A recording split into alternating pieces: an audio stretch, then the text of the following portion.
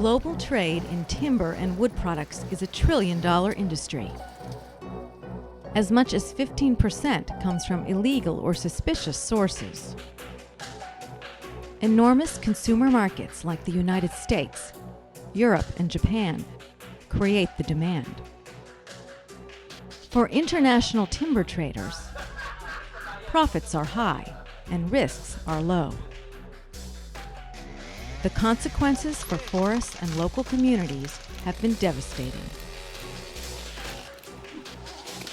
But now, things are changing.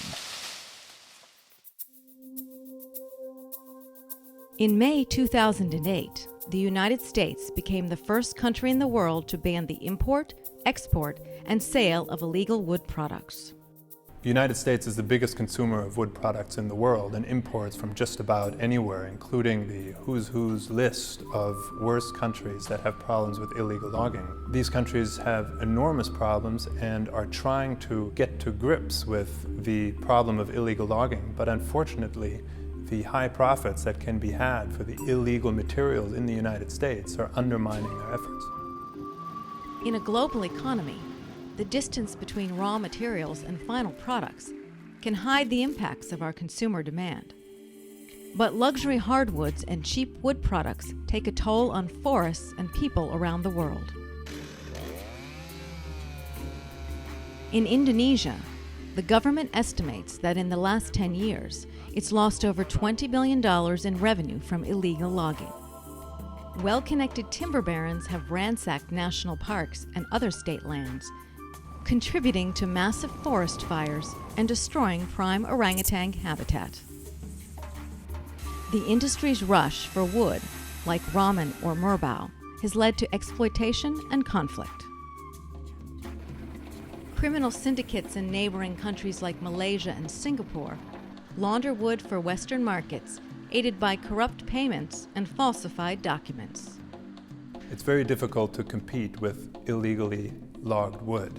In Indonesia, it costs about $85 per cubic meter to log legal wood and about $35 to log illegal wood. And therefore, the playing field is simply not level for companies that are trying to play by the rules. Lacking enough domestic wood supply to feed its booming industry, China relies on a constant stream of imported material. Much of this comes from the world's illegal logging and biodiversity hotspots, like the temperate forests of the Russian Far East. These forests are home to the critically endangered Siberian tiger and to some of the most lawless logging anywhere on Earth. Enough logs to fill 3.5 football fields cross the border from Russia to China every day. From China, factories ship furniture, baby cribs, even toilet seats to major buyers worldwide. In 2007, when EIA conducted undercover investigations here, almost none of the manufacturers knew any details about where their wood material came from. Across the ocean in Latin America, the feverish demand for highly lucrative tropical timbers like mahogany and cedar has fueled systematic illegality, corruption, and conflict between loggers and indigenous people. The vast majority of precious woods from countries like Peru, Nicaragua, and Bolivia end up as luxury furniture and doorways in the U.S. The impact of this consumption and trade is felt by U.S. forests and communities as well.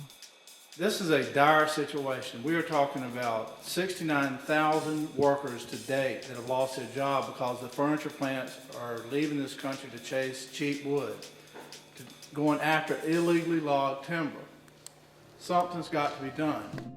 For over 100 years, the Lacey Act has been an important tool of the U.S. government in the fight against wildlife crime. I think fundamentally it's a very flexible law.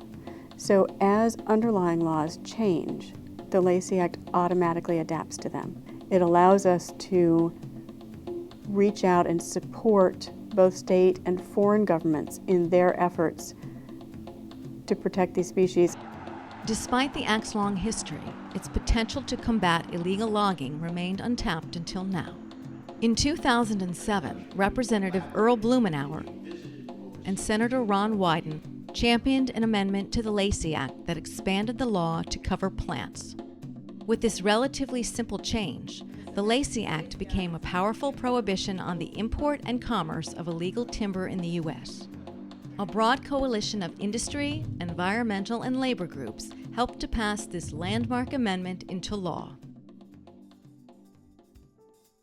The Lacey Act plant provisions do three basic things. 1. Prohibit trade in illegally sourced plants and products containing plants. 2. Require importers to submit a declaration for plant products. 3. Establish tough penalties for violating the law. The Lacey Act broadly defines a plant to include any part or product of any wild member of the plant kingdom, with some limited exceptions.